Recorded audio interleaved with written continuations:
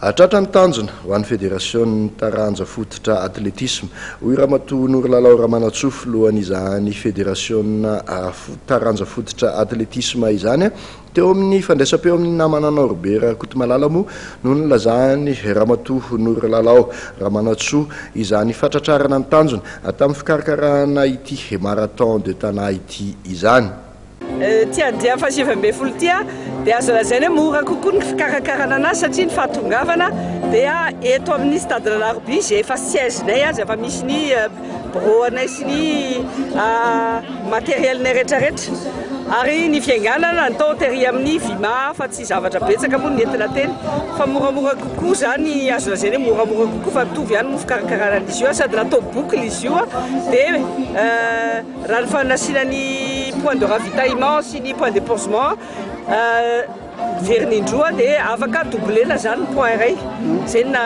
azo lazaina hoe na moramora azy kokoa ary areo amin'ny vokatra hitantsika teo niditra teo mampitraotsy efa deuxième marathon zay ny anazy efa 2:19:45 secondes ny nataony efa manakelikely ny record ny Ajanirina tany Mali dia tena faly dia faly zay fa mahita mihitsy fa mampisaoty zany efa tena atleta atsika tena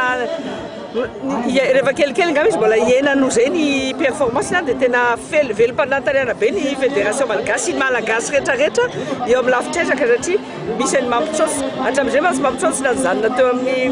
10 000 semi-marathon fa zao zany rehefa vita marathon mihitsy ary fara zay tsara zay ho antsika malagasy. Inona ny tena tanjona atao anatin'le nanovanan'le lalana zany tamin'ity? Ny tena marina le lalana taloha zany tamin'ny natao ny parcourina tamin'ny mbola tsy dia be tomobile ary tsy dia be problème de circulation nefa hita tatiorina fa tena manahirana be mihitsy le mamakivaky ny tanàna satria betsaka ny olona betsaka ny tomobile no misy koa menimenina ary le mpiazakazaka ataony hoe voentako ondry zareo ny 67 hectares mpiazakazaha dia jery parcours fa tsy natao boucle be iray manontolontsony fa mba de boucle zay koa no autorisé amin'ny règlement international manao boucle anankiroa dia mba jerena koa sady plat très important les plats zay zao nahatonga le performance nikisy teo no ny fiara-miasa tamin'ny polisy naompy tsara tamin'ity ny lalana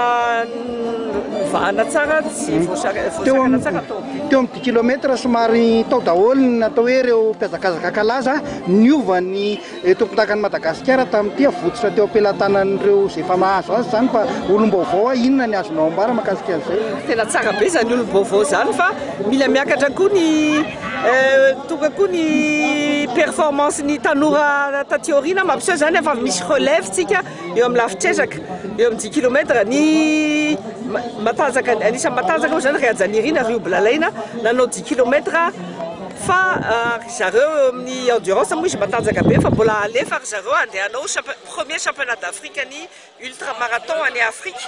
dia zay ny antony zay ho 7 décembre dia zay ny antony tsy nampanaovina azy marathon ary efa nahazo instruction tsy tokony manao mafy be satria ary mbola ary tena mafy be ary de Nigeria.